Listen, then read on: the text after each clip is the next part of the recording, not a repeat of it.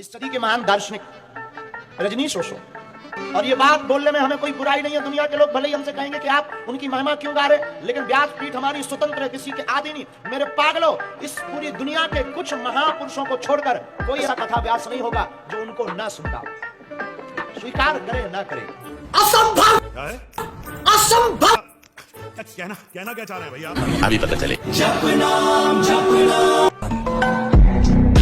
देखेगा, घबराना नहीं, देख साला आगे तो देख। पार्वती के स्नान करने और मैल से पुतला बनाकर, तो पहली तो बात, पार्वती ने जैसे जन्म भर से स्नान न किया होगा, इतना मैल कि उससे एक पुतला बन जाए। जरा पार्वती की हालत तो देखो, जैसे जन्मों से न नहाई हो, जैसे धूल और मिट्टी में ही लोटती पलोटती रही हो, और कहीं मैल के पुतलों से जीवन पैदा होता है। क्या बचकानी बात है। और शिव को तुम कहते हो महादेव, देवों के देव। ये कोई छोटे मोटे देवता भी नहीं, देवताओं के देवता। और उनको भी संदेह हो गया। गणेश के रोकने पर गर्दन ही काट दी। फिर पार्वती ने विलाप किया। क्या देवी देवता, इधर समझाते हैं कि आत्मा अमर, कोई मरता ही नहीं, और पार्वती विलाप कर रही है। और महादेव जी के साथ रहते रहते जिंदगी गुजर गई, इनको अकल ना आई तो तुम महादेव की मूर्ति के सामने सिर पटक पटक के सोचते हो अकल आ जाएगी। और विलाप क्या करना, जब पार्वती को मैल के पुतले में प्राण फूंकना आता है, तो पार्वती को गणेश की गर्दन जोड़ना नहीं आया, हाथ का ही मैल था। इसमें रोना धोना क्या है। पत्नियों के पास एक ही तरकीब बची कि बस रो, जोर जोर से रो कि मोहल्ले वाले सुन ले। पति कहने लगता है कि शांत हो भाई, क्या चाहिए बोल, मगर जोर से नहीं, मोहल्ले वाले क्या कहेंगे। इज्जत बचा, इज्जत पे पानी न फेर।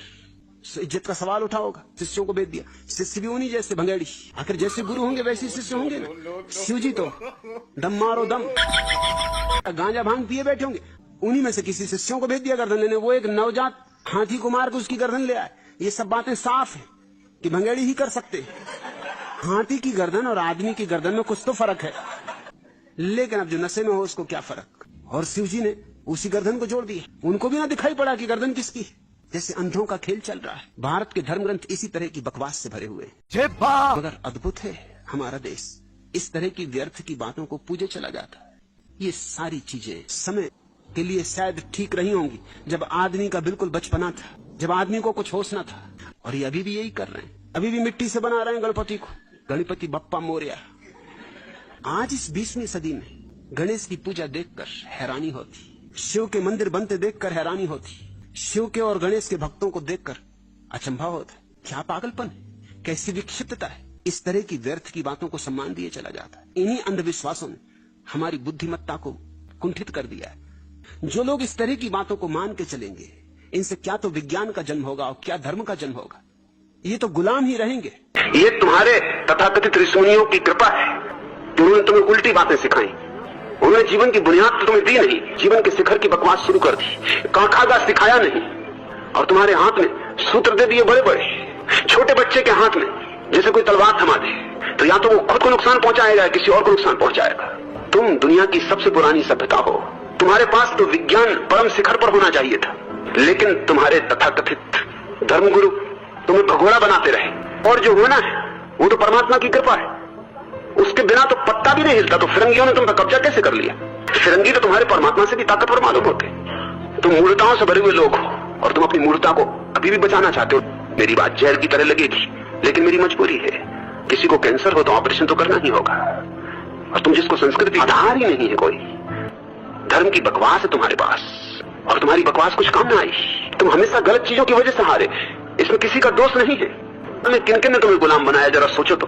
खून आए, बर्बर आए, तुर्क आए, मुगल आए, जो भी आया, अंग्रेज आए, फ्रेंच आए, जो भी आया, तुम तो झोली पसारे बैठे थे कि आओ हमें गुलाम बनाओ। जो आया उसी ने तुम्हें गुलाम बनाया। और आज भी तुम्हारी स्वतंत्रता की क्या कीमत है, क्या मूल्य। कमजोर की स्वतंत्रता का क्या मूल्य हो सकता है। चीन ने तुम्हारी जमीन पर कब्जा कर लिया, तुमने क्या कर लिया। तो तुम स्वतंत्र हो, कुछ तो करके दिखा देते। आज तुम्हारी आजादी छीनी जा सकती है। इसलिए मैं कहता हूं पहले विज्ञान। मगर तुम्हारे मूढ़ महात्मा तुमको समझा, खादी पहनो कोई तुम्हें समझा रहा है, ब्रह्मचर्य साधो कोई तुम्हें समझा रहा है, उपवास करो।